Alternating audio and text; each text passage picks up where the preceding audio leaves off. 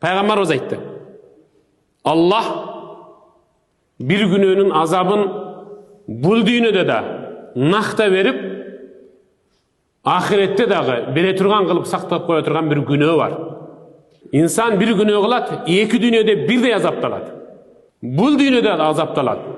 Башына тартса, аяғына жетпей, аяғына тартса, башына жетпей. Же айтқан сөзі өзінің құлағынан ары өтпей. Же анын сөзін жұбайы ұқпайды. Же болса перзенттері атқарбайды.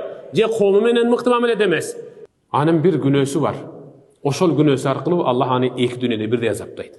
Бул дүйнөдө да, ахиретте да. Ал кандай десе, минел баги бирөөлөргө зулум кылат.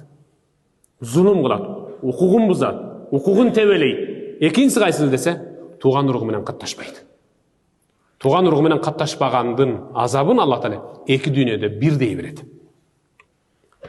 Намаз окуйт ал, тууган уругу менен катташпаган инсан намаз окуйт.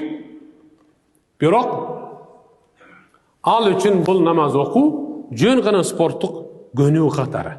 Саздадагы анча-мынчалар жыттап аткан бейиштин жытын ал дамдай элек. Саздадагы узак тургандагы ырахатты ал сезелек. Эки колу менен тизени таянып тургандагы ушунча жеңилдикти билелек. Кол кошуруп кыямда тургандагы ырахатты ал таталек эле. Анткени Аллах Таала анын намазынан дагы, керек болсо орозосунан дагы ырахатты алып таштаган.